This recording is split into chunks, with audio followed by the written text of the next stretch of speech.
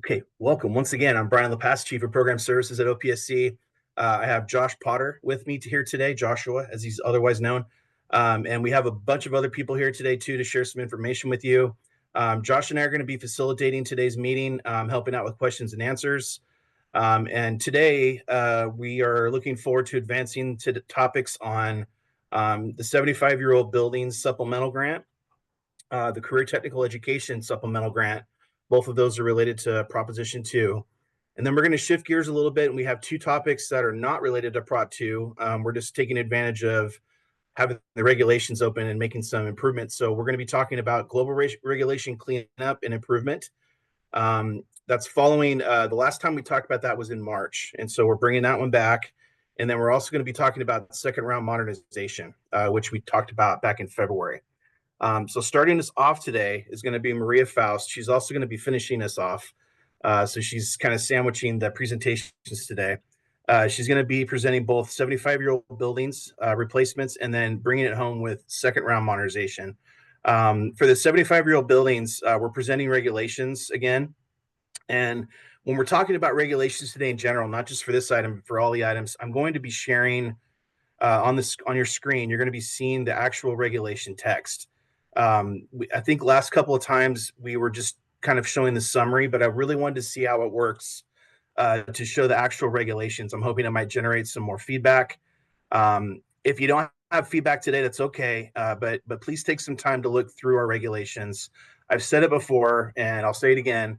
The regulations are probably the most important piece of these programs, getting them off the ground, and so we want to make sure that everybody is good with what the language says, and that it's saying what we want it to say. So if you have any, want to offer any suggestions to us, or if you have any comments, we'd really appreciate it. And so that's the reason why we're going to be doing that today. Next up, after Maria doing 75-year-old, we're going to have Nicholas Sutton. He's going to be presenting the topic of CTE supplemental grant. Pretty straightforward one, we think. We're going to be explaining where we're at with that, and hopefully you like what you have to see on that one. And then next, Isael Silva is going to be talking about global regulation cleanup. While Izzy is presenting, I'm going to do my best to walk through those regulations. There's a lot of attachments in that item. It's a couple hundred pages, and so it's a lot to show. We'll do our best to, kind of hone in on a few of the areas as much as we can. But again, I encourage you to look through that item as you have the time. Hopefully you've already had a chance to take a look. If not, you have about a couple weeks after this meeting to take a look through it and offer any comments you might have. Then we'll be finally coming back to Maria, and she'll be back on the spot again, talking us through the second round modernization updates. I know that issue is of particular interest to a lot of you, so please be ready to collaborate on that. We put that one last today for a reason. I'm looking forward to our discussion as always, and please feel free to enter questions in the chat as you have them. With that, I will be turning it over to Maria for 75-year-old buildings. Let me just share my screen here.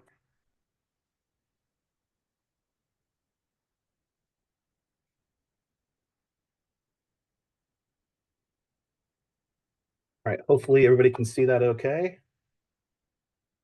Yeah, that's not our end. That was on his end. Oh, that's on him. Looking good? Because we could still see everybody. Okay, thank you, Brian. Good morning, everyone, and thank you for being here today to continue the discussion on 75 years or older supplemental grant. This topic was discussed, like Brian said, previously on April 3rd, and any stakeholder feedback and comments submitted after that meeting will be discussed within this item. We appreciate all feedback and continue to encourage stakeholders to submit any questions or comments to further OPSC evaluation and our continued collaboration on this topic. In this follow-up discussion, OPSC is presenting significant changes to the proposed regulations for the 75 years or older supplemental grant from what was previously presented, and I will be discussing those later in this item. First, I would like to address a few questions from stakeholders and OPSC's responses to them. I encourage everyone to review all of the other questions and answers as well. I'll begin with question 2 on page 4, which inquires as to whether the DSA date for the portable building's first placement on a campus can be used as the starting date for the purposes of this supplemental grant, or if the current campus placement will be used as the start date. Staff has reviewed this and agrees that the DSA date plus 12 months of the original placement of the portable will be the starting date, even if the portable has been moved to another campus. If the portable was moved, the district would just need to submit documentation showing the original placement date on the first campus to certify the age of the portable. Question 5 on stamp page 5 asks whether the 75-year-old building will be viewed as of how it appeared on the original snapshot, or if the building will be viewed as of its current usage. It was determined that because the building will be replaced in kind with any increase of square footages due to Title V, the building will be reviewed as of its current usage and not the snapshot. This will ensure that 75-year-old building is replaced with the same footprint that it currently has. The next question that I'd like to discuss is number 10 on page 7. This question is seeking clarification on the previous items proposed regulations in which SFP regulation section 1859.61 for adjustments to the modernization baseline eligibility had a new portion M that was relating to replacement funding for 75 years or older buildings.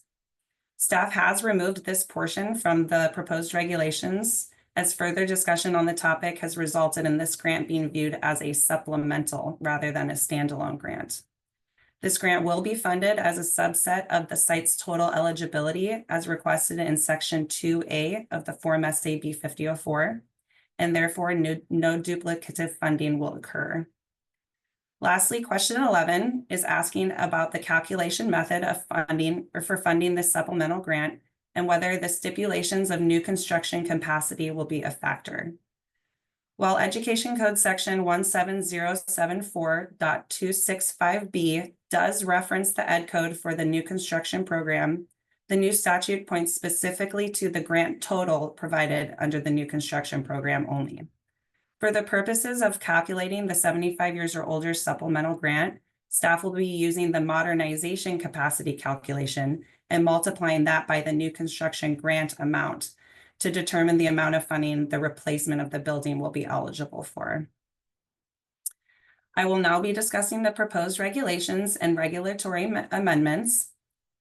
One of the subjects that stakeholders questioned and that OPSC has been working to prepare and finalize is regarding the ability for a district to request allowable on-site and utility site development for the replacement of the 75-year-old building. Whereas the previous item had proposed that the 75-year-old site development request be included in SFP regulations section 1859.78.7 for 50-year-old site development, staff has determined that the request for 75-year-old site development should have its own section within the proposed new regulation section 1859.78.7.1 for this supplemental grant. One of the reasons that the site development grant requests have been separated is that unlike 50 years old requests, the 75-year-old statute requires that a district demolish the building, which will require work that surpasses the work that would be completed for 50-year utilities.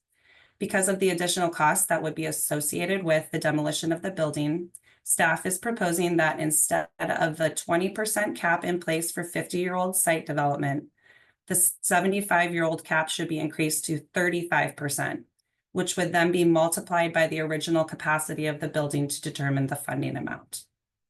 However, there are a few important stipulations to consider. Since the reconstruction of the 75-year-old building is intended to remain within its original footprint, if the district decides to relocate it elsewhere on campus, the costs associated with the move would need to be locally funded and not included in the site development request. Another stipulation would be that the building cannot have already received 50-year-old utilities funding. The utilities would need to be first for the 75-year-old building if requesting that. In addition to and in alignment with the suggested 75 years or older site development request, a new standardized 75 years or older building cost estimate and cost benefit analysis form SAB 5775 will be required to ensure that the statutory requirement for the submittal of a cost benefit analysis is met. Form SAB 5775 will emulate the cost estimate approach used in facility hardship to ensure an accurate cost benefit analysis, as well as potential eligibility for site development funding. This new form definition will be included in SFP Regulations Section 1859.2 for a district's reference.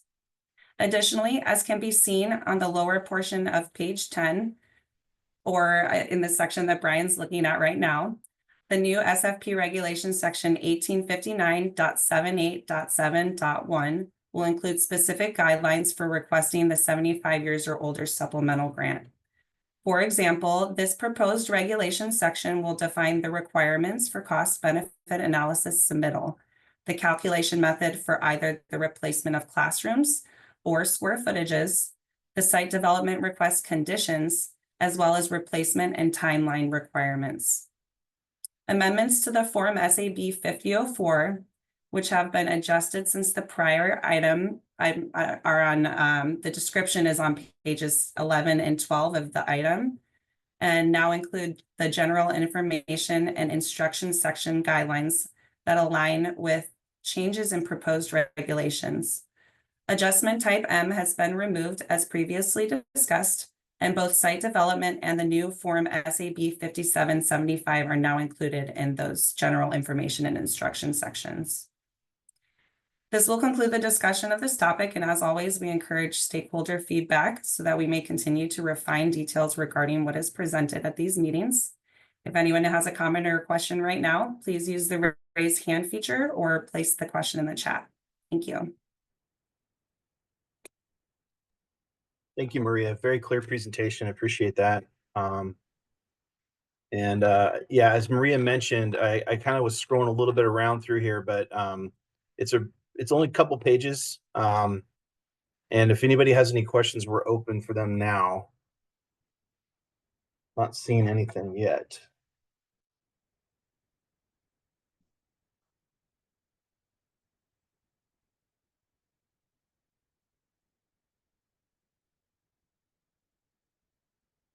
Okay. We can always circle back. So if you think of something you wanted to talk about or ask about related to this item later on, please feel free to do that. Otherwise, I think we're going to move on. I'm not seeing any hands raised and there's nothing in the chat. So I will be turning it over to Nick as soon as I can get down there.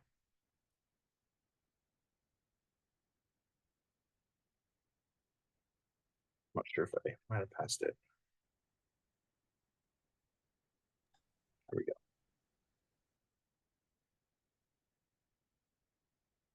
All right, Nick, whenever you're ready. Yeah, good morning, everyone. I hope you all are doing well. As Brian mentioned, my name is Nicholas Sutton, and I'm here today to continue our discussion about the proposed implementation plans for the new modernization supplemental grant for career technical education, or otherwise known as CTE facilities. In our item, we have included the language for proposed school facility program SFP section 1859.78.10 and proposed amendments to the application for funding form SAB 5004 as attachments A12B and A12C respectively.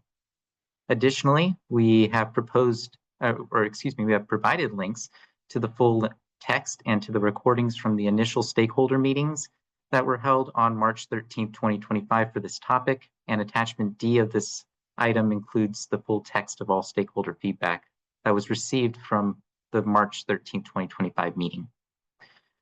This item addresses stakeholder feedback that was not answered at our March 13, 2025 meeting and presents summaries of the proposed language for the SFP regulation section 1859.78.10 and the proposed amendments to the Form SAB 5004. Beginning on stamp page 35, please find a summary of all the stakeholder feedback that was received either during the March 13, 2025 meeting or through written correspondence to our office regarding the new modernization supplemental grant for CTE facilities. In response to our first stakeholder question regarding whether an applicant needs to submit a new grant application to the California Department of Education, CDE, for their review, or if the applicant can use the same plan score from the CDE that they received when they would have submitted when the applicant chooses to apply for this new modernization supplemental grant for CTE facilities, please note that if the applicant participates in the upcoming CTE facilities grant program funding cycle and ultimately does not receive funding through our office, the applicant can then use that same exact plan score to apply for the 5% supplemental grant. As long as the plan score was received on or after December 1, 2025, when applications are due to the California Department of Education for the first funding cycle under Proposition 2. However, if the applicant does not apply for the upcoming CTE facilities grant program funding cycle, the applicant will need to submit a grant application to the CDE for their review. These grant applications will be reviewed on a flow basis for the modernization supplemental grant for CTE facilities. Please note that the CDE intends to simplify this application and review processes for plan scores for this modernization supplemental grant for CTE facilities, which, by the way, is not going to be competitively based. In response to the comments that are provided in our second piece of stakeholder feedback regarding the adoption of option 1, since typical cost estimates for CTE upgrades far exceed the 5% of the modernization scope of work they are typically tied to, please note that our office acknowledges the recommendation to adopt option 1 and agrees that option 1 appears to more accurately account for the increased cost of including CTE components in the project. In addition to the stakeholder feedback that was received for the implementation of this new modernization supplemental grant for CTE facilities, this item also provides a summary of the proposed additions of SFP Regulation Section 1859.78.10 and a summary of the proposed amendments to the Form SAB 5004, which Brian's scrolling down to, the proposed regulations specifically. Yeah, there we go. All right, so the proposed regulations mention that approved applications for modernization grants may request additional grants for costs associated with the enhancement of CTE opportunities in existing middle and high schools. To be eligible, the project must include at least one CTE component that conforms to Education Code Section 17078.74C, while also providing certification that CTE costs exceed available modernization funding and are necessary to maintain industry standards, and that the applicant is a local educational agency operating a comprehensive high school, has a career technical education advisory committee, and has met all requirements in Education Code Section 17078.72I, while also receiving a minimum plan score of 105 points from the CDE on or after July 3rd of 2024. The grant amount for this modernization supplemental grant for CTE facilities shall be the lesser of 5% increase to the modernization grant or the cost for the CTE component or components of the qualifying modernization project. Equipment costs are only eligible if the equipment has an average useful life expectancy of at least 10 years. Approved applications that are received on or after October 31st, 2024 for modernization grants may request the additional grant if a CTE component that conforms to Education Code Section 17078.74C is included, with submission requirements depending on whether changes to the division of the state architect, DSA approved plan sets are necessary. An applicant is not eligible to receive the additional grant for any CTE component or components funded as part of the CTE facility program project received on or after October 31st, 2024, unless those component or components included in this application are distinct from and not previously funded as part of the CTE facility program project that was previously funded. If multiple approved applications for modernization grants are submitted, Using the same DSA approved plan set, only one application may receive the additional grant. With regard to the changes to the Form SAB 5004, which I'll have Brian go down to there. Yep. All right. We proposed adding subsection F to section 6, which includes an editable entry for costs associated with CTE and a corresponding addition to the associated specific instructions that are above this, that explain what to do. We also proposed additional certification language within section 24 of the Form SAB 5004, and this is to clarify the supporting documents that need to be submitted when requesting this additional grant. The certification further specifies that the district will include a copy of the costs associated with the CTE component or components, and will include a plan score of a minimum of 105 points that was issued by the California Department of Education and dated on or after July 3 of 2024. For the full text of these proposals, which Brian has already shared with everyone, those can be found in attachments A12B and A12C of the stakeholder item, if anybody wants to take a look and has a physical copy or an electronic version. Thank you for taking the time to listen to our responses to the stakeholder feedback that was received in response to our initial proposals for this modernization supplemental grant for CTE facilities and to our proposed regulations and Form SAB 5004 changes. I would now like to pass it back to Brian to open up this conversation to any feedback and questions from our stakeholders that are in attendance. Brian? Thanks, Nick. Yeah, another very clear presentation. Thank you, Nicholas. So I don't see any questions in the chat. Does anybody have anything on this one? Like I mentioned, I think it's pretty straightforward at this point. I don't anticipate the need to bring this topic back. That said, if you do have any comments you'd like to share with us, your opportunity is now, or you can send some written comments into us over the next 2 weeks. Just going to give it a minute here to see if anything pops up. Our next item will start just on this next page here. It's page 52 if you have a packet. There's a question from April. It says, Proposition 2 states that middle school projects are eligible for the CTE grant. Can you explain how middle schools use the CTE application to apply? Yes, this is something that I believe I spoke to April about, but for everybody else,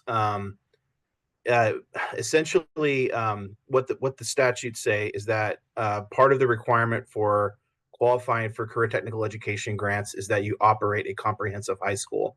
So we think that school districts that have a comprehensive high school that's operational, middle schools can also apply. And there is some language in the statutory language for Proposition 2 that indicates that. The one caveat just being that the district operates a comprehensive high school. So I hope that helps.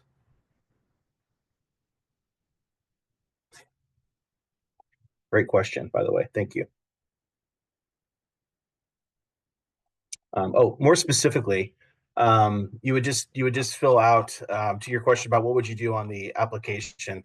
You would just fill out this new section we have here, April, for whatever grants that you'd be requesting as part of that supplemental grant.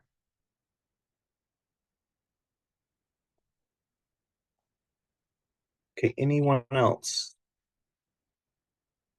Not seeing anything. Again, if we want to come back to this topic, please feel free to do so. We are going to turn it over to Izzy for presentation of the global regulations. I'm going to do my best to scroll through the regs as he's talking. We have plenty of time, so I'll try to go as carefully as I can. There's a large amount of attachment here, and so I'll do my best to follow along with what he's talking about. But again, I encourage you all to look through this packet carefully when you have the chance. So with that, I'll turn it over to him. Thank you, Brian. Good morning, everyone. Thank you for taking the time to be here. My name is Izzy Silva. I am a program analyst at OPSC, and I will be going over the stakeholder meeting feedback from the March 13th meeting and some additional proposed amendments for general updates to the school facilities program and full day kindergarten program regulations and the grant agreement. Okay, let's get started. On page 2 of the item, I will take a look at the stakeholder feedback received and OPSC's responses since our previous discussion. For question 1, the stakeholder requested clarification on if the proposed language to section 1859.60 and 1859.78.6 account that Portable's current campus may not have been the first campus it was placed on or occupied on, thus restarting the 20, 25, and 50-year period due to relocation. OPSC has revised the language to clarify that 20 and 25-year period for portable buildings shall begin 12 months after the plans for the construction or the first placement of the building on a site were approved by DSA.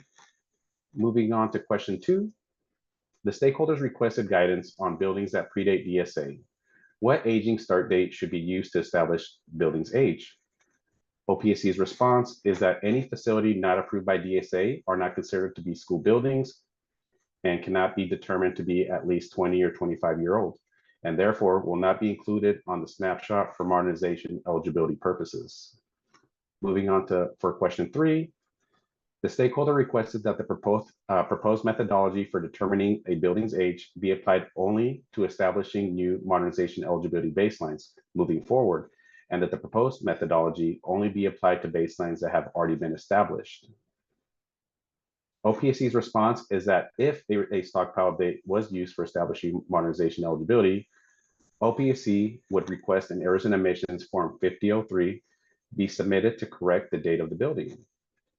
The use of a stockpile date for the purpose of determining modernization eligibility would have been done in error.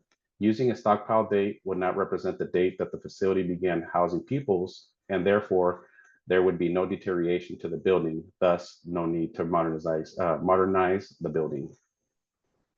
Moving on to page 3 of the item, for question 4, the stakeholder stated that OPSC currently permits and that the state allocation board approves stockpile dates. The stakeholder's concern was that newly proposed methodology is that it conflicts with what has been accepted and will add unnecessary workload to administrative staff. The stakeholder requested that previously approved stockpile information be allowed to be used for modernization eligibility purposes. OPSC's response is that stockpile dates are not allowed to determine the age of a facility in SFP regulation. Any approvals of Form SAB 5003s using stockpile date would have been done in error and require a correction. The use of stockpile dates does not accurately reflect the true age and condition of a facility. And in some instances, stockpile buildings are purchased in advance and are not placed on a school site. These buildings would not deteriorate as fast as buildings used for school purposes on a school site. All right, and then moving on to the last question, for question 5, the stakeholder requested clarification on how districts are to reset the age of buildings when current modernization program practices do not track apportionments by building. OPSC's response is that under the SFP modernization program, OPSC does not track apportionment by buildings. The age of a facility is reset by a deduction of pupil grants from the baseline. Once the facility becomes eligible again after 20 or 25 years, the grants are returned to the baseline per regulation section 1859.78.8. The lease purchasing program, or LPP, did account for modernization apportionments by building.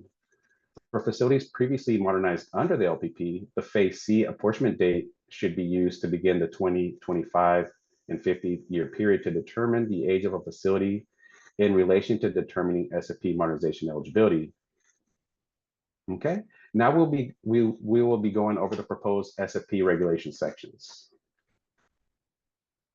Okay, let me know when you're ready, Brian. I'm getting there. Okay.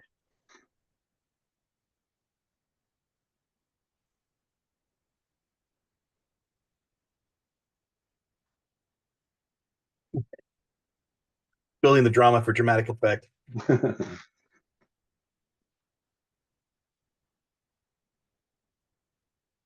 lot of authority here. Here we go.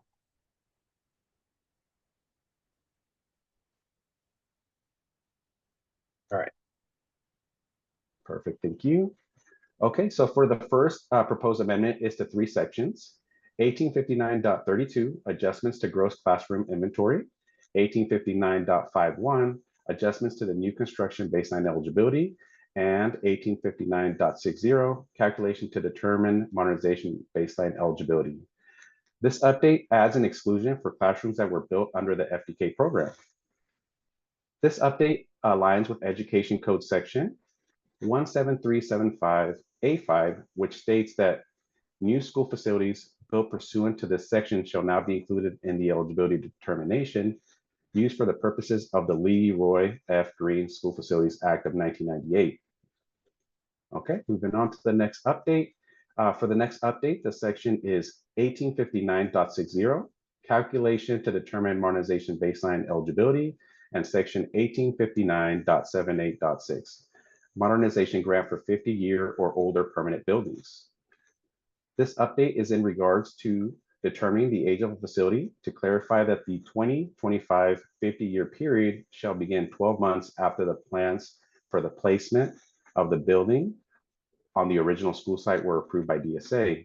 This clarifies that the date of portable buildings that have been relocated from another school site will not reset what the facility has been moved from one site to another. Additionally, stockpile facilities are not actively used for school purposes and do not age or deteriorate at the same rate as facilities actively used for school purposes. Therefore, the stockpile date would not appropriately be used. Okay, moving on. Our next proposed amendment is to section 1859.70, general. The proposed amendment clarifies that increase the pupil grant request for a modernization application require in most cases a withdrawal and resubmittal of a funding application. Increases are considered line jumping, giving districts unfair funding advantages by adding new work not certified to the initial submittal.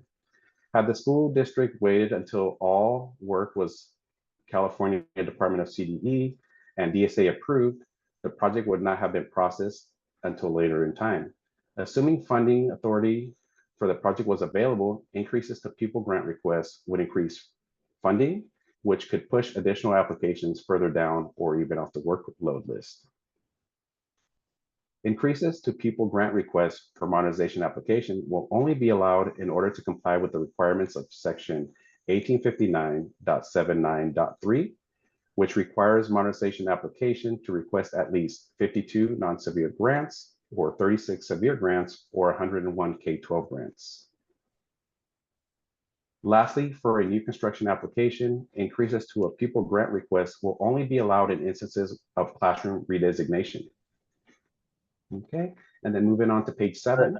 Let's take a quick pause there, please. Sure. Does anybody have a question thus far on any of the regulation text?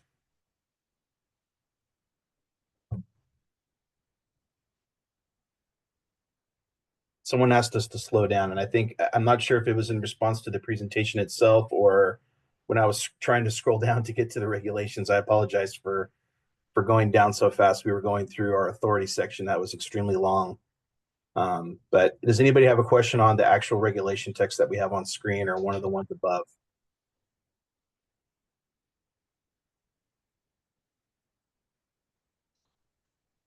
Thank you, Kim. We'll try to slow down just a little bit. All right. All right. You ready for me, Brian? Moving on to the next section, I think 78.6. So on page 7, the next proposed amendment is to section 1859.79.2, use of modernization grant funds. The proposed amendment adds language on what is allowable uses of modernization funds. This update includes new building area necessary to meet the higher of the recommended classroom sizes in the chart in section 1859.82.1b, or to meet CDE's minimal size requirements. Currently, modernization funds cannot be used for new building area except for like-kind replacements or when required by the Federal Americans with Disability Act ADA or by the DSA's access compliance requirements. Many older classrooms are smaller than current recommended sizes.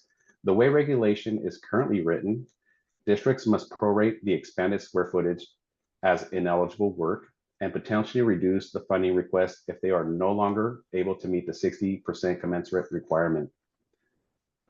The proposed amendment aligns with regulation with statute by allowing districts to better use the modernization apportionment to extend the useful life of a school.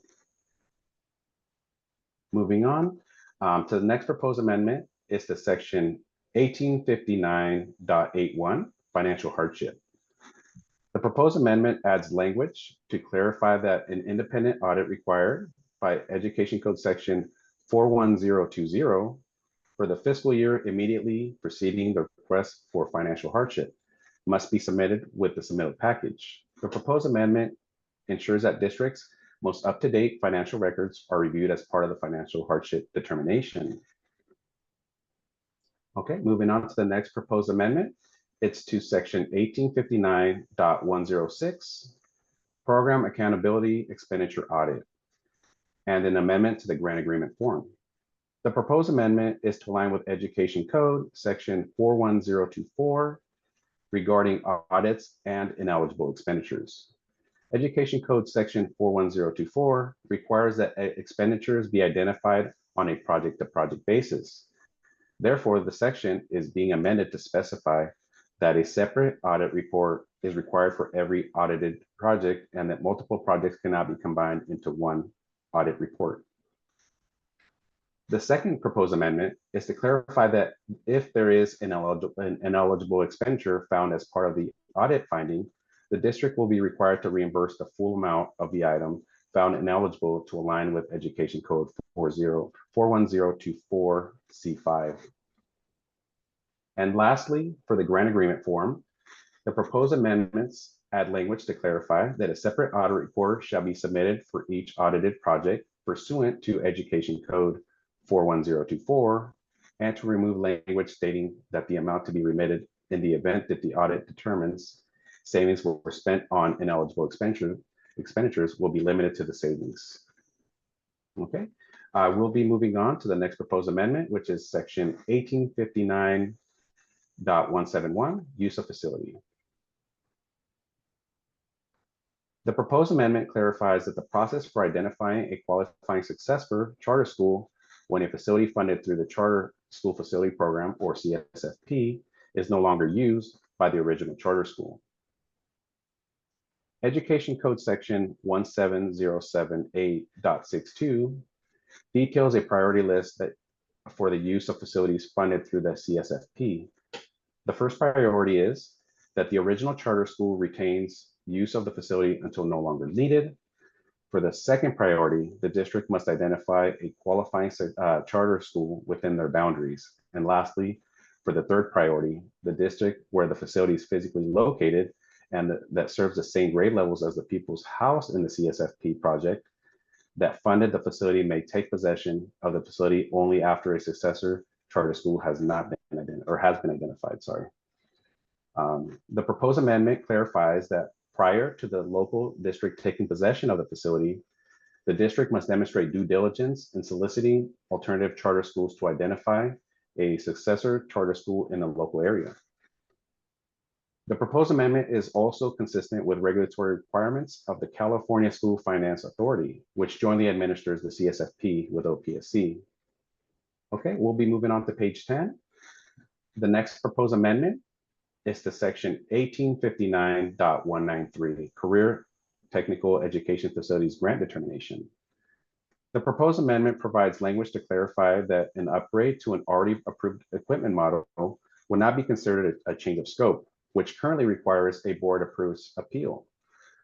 The proposed amendment allows for applicants to be able to purchase up-to-date equipment with an average useful life of at least 10 years at the time of purchase, without requiring an appeal, and allows for greater flexibility in delivering cost-effective projects.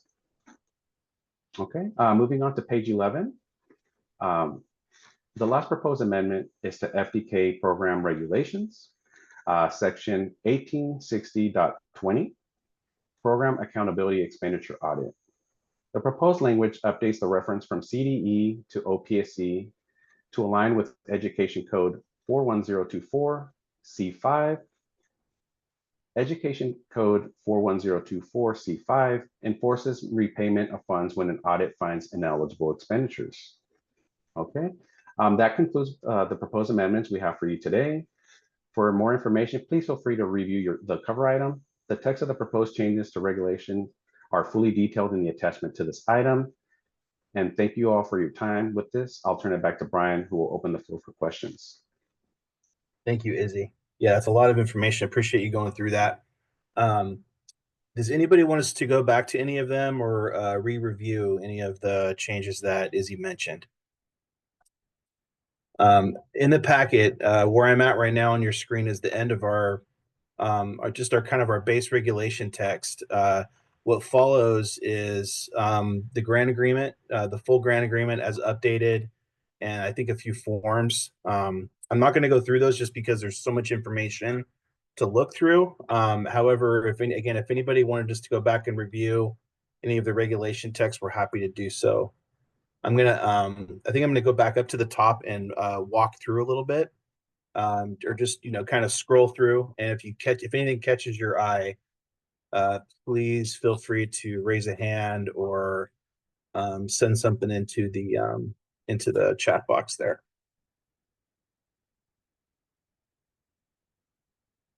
April says, can you clarify the revision from CDE to OPSC on that last section? Is this specific to audits for CTEFP applications?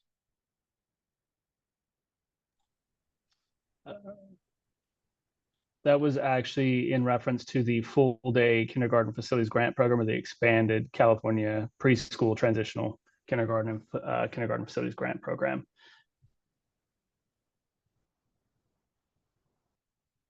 I think let's see where she's talking about here. I think it was, you talking about this one, April? 1860.20. Yes, thank you. Sorry, I missed the heading to that. We went straight from CTE into this, and I just was trying to follow the thread there. Gotcha. Okay. Thank you. Thank you.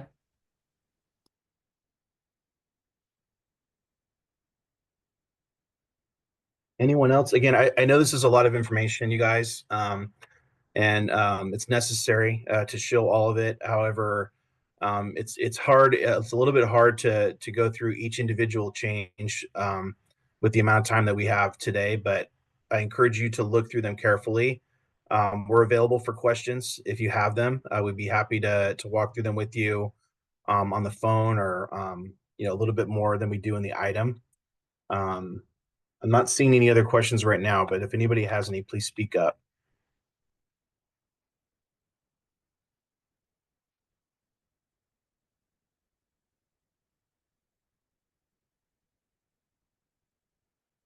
Okay, seeing none, we're going to skip down to stamp page 293, and we're going to go back to Maria, and we're going to be talking about second round modernization. Once again, this topic was presented back in, I believe, March or February, and I know that there's a lot of you out there with a lot of interest in this. We have a lot of interest in this too, so please pay close attention, and if you have any questions, we'd be happy to answer those for you. Turn it over to Maria. Hello again. Like Brian mentioned, for this last item of the meeting, I will be picking back up the conversation regarding a second round of modernization eligibility and funding. Like you said, this topic was previously discussed on February 20th, and OPSC has used any of the stakeholder feedback from that meeting to provide answers and additional clarification. As a result of the similarity between questions on a few specific concerns, as well as the need to provide further discussion beyond the answers presented later in this item, staff is providing the following 5 main topics for consideration.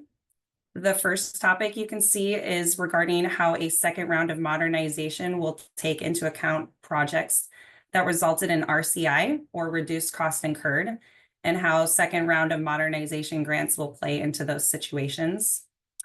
Can you scroll down to the next page, please? A project that has been RCI'd is one in which only a portion of the state funds were used, and therefore any unspent funds were returned back to the district's baseline.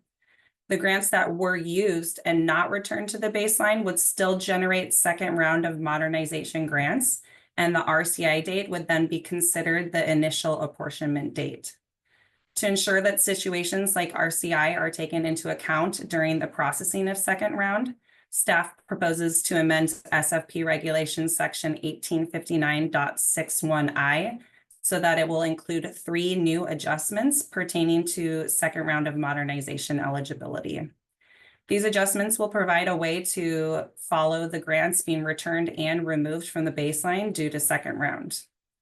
I-1 will be an increase for when second round of modernization grants are added to the baseline as a result of eligible portable facilities and will include any RCI grants. I-2 will be an increase for second round grants added to the baseline as a result of permanent facilities and will also include any RCI grants. I-3 will be a decrease to the grants that were added back in I-1 for portable classrooms that have already been demolished and replaced in a previously state-funded project, and therefore they will not generate a second round of modernization eligibility.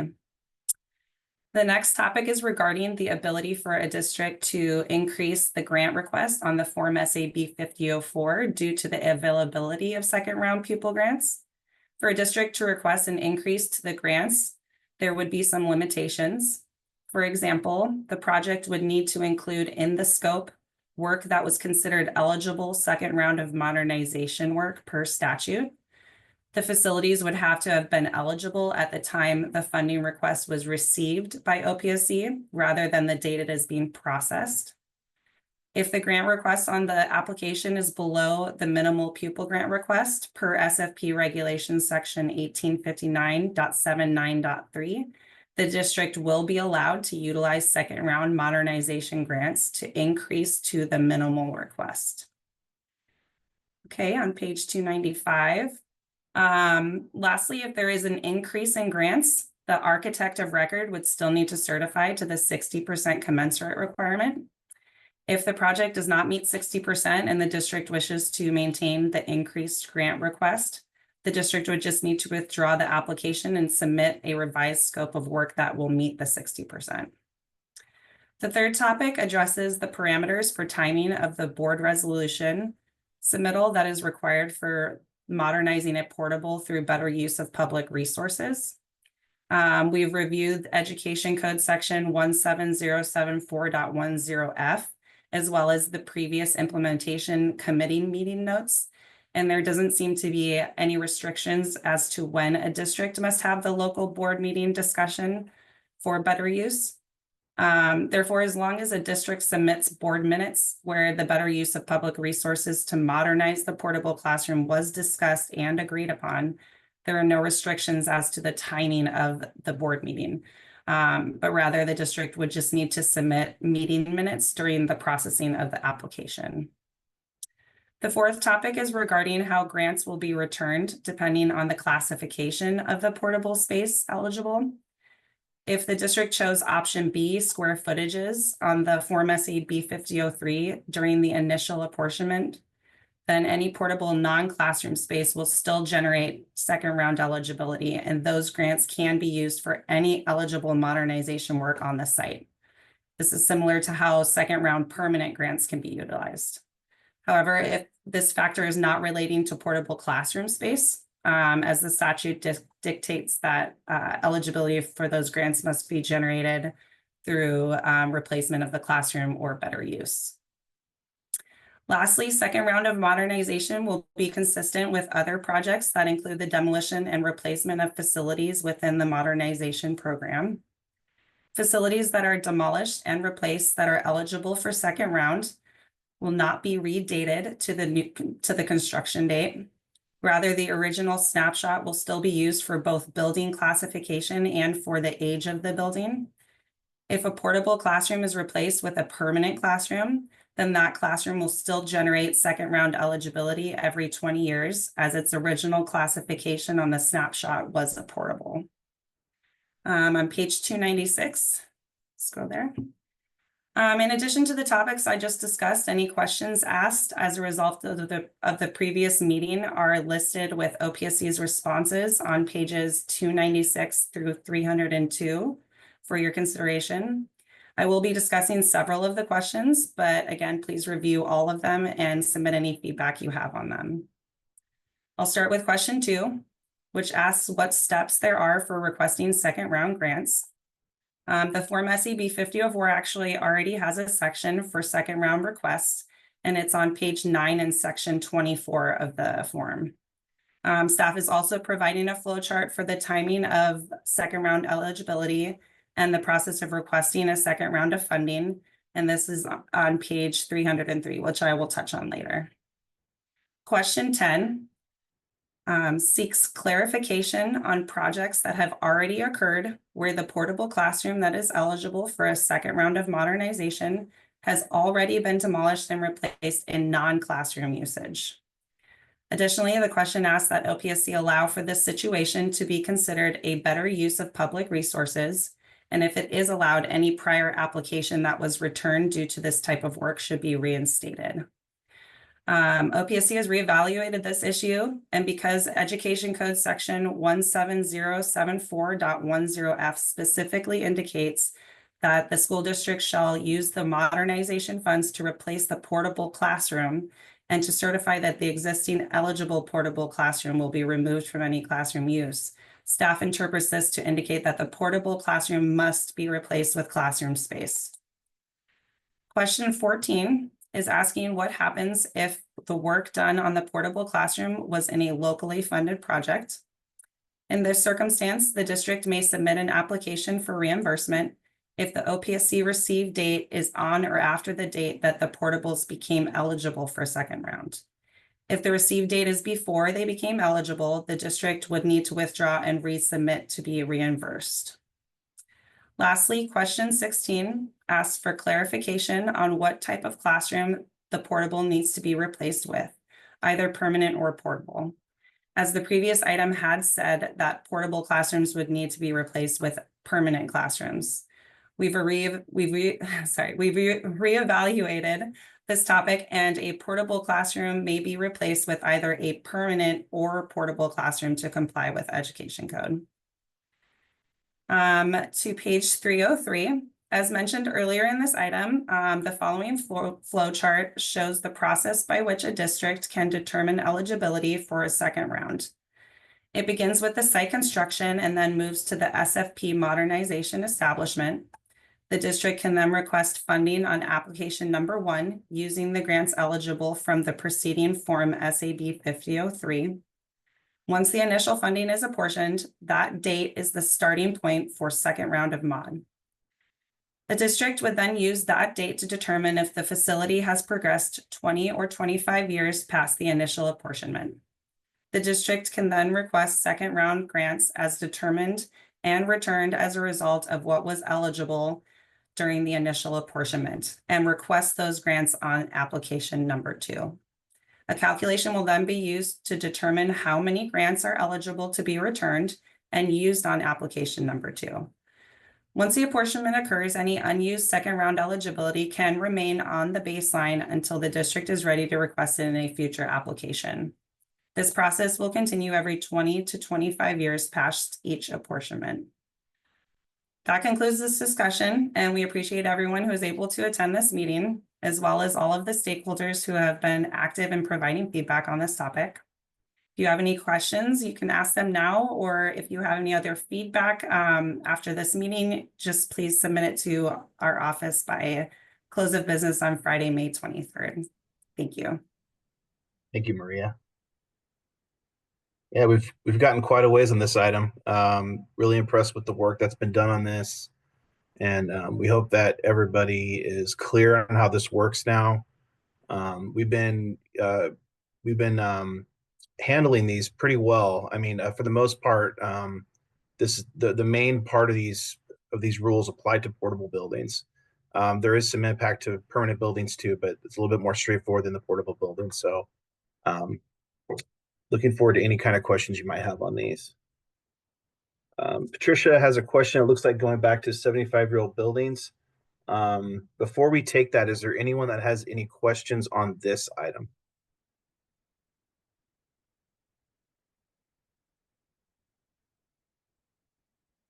Okay, not seeing any right now. Patricia's question, I'm going to read that one off. On site development grants for 75-year-old buildings, a school may need the old building for interim housing while the new building is being constructed in a different location on the campus. Would this example qualify for the full 35% site development grant? So I believe the way that that's going to work, the timing of when you demolish your old building, I don't think is problematic if you wanted to keep it while you're building the new one. The costs associated with removing the building and with constructing the new building are what is going to be compared to that 35%, I guess you could say, 30, the full 35% amount. So I'm not quite sure what you're asking, but the timing of that would work out. You'd be able to do that if that's the plan that you wanted to follow.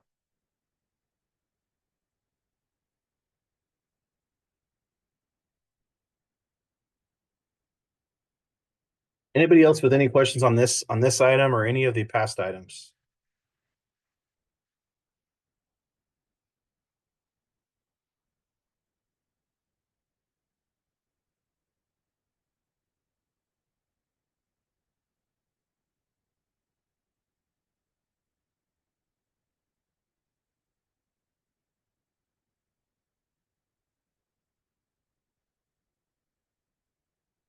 Seeing none at the moment. As Maria mentioned, we're going to be taking stakeholder feedback or any kind of feedback you might have on all of these topics that we discussed today through the next 2 weeks. I believe that's the 23rd of May.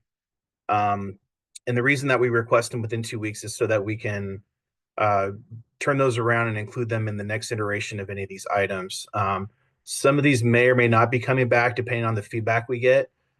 If we don't get a lot of feedback, or if it's things that are minor changes to what we're proposing, we will likely just take those forward to the state allocation board. However, if we do see some feedback that's significant or something that we need to reconsider, we'll make sure to bring it back and discuss that with everyone before we present those to the SAB and then eventually through the rulemaking process. So one more chance. It's only 10 o'clock. We have lots of time left. Is there any other questions? April has a question. In order to qualify for the full 35% of site development on 75-year-old buildings, the replacement construction needs to be in the same footprint of the building being demolished. Is that correct?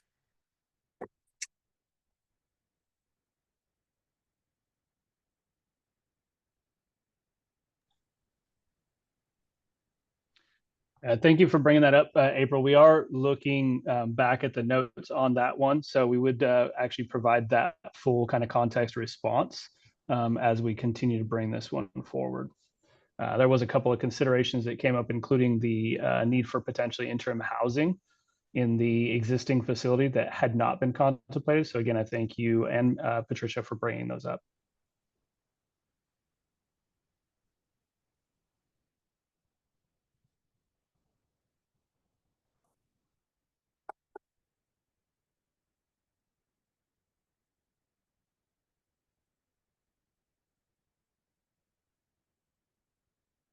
Anyone else have any questions at all?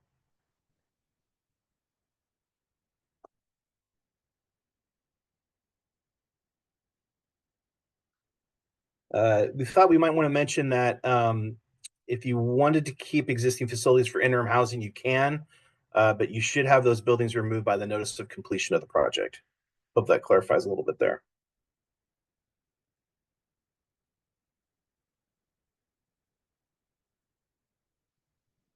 Okay, seeing no other questions and answers.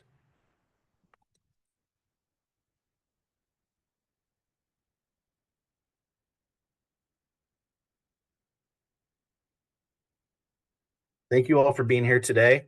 Really appreciate your participation. Appreciate the collaboration. The more time you can spend looking at these, the better it is for all of us. We're being very careful about the regulations that we're proposing. We've spent lots and lots of time on them. Believe me, we've talked these topics round and round for hours and hours internally. But we want to make sure that we're capturing all of your ideas and all of your comments and feedback too. So if you have anything, please make sure to send them to us. Once again, we appreciate your time so much, and thank you for being here today. If you're watching this on a recording, thank you for taking the time to do that. We look forward to seeing you all again very soon, and I hope you all have a wonderful weekend. Thank you.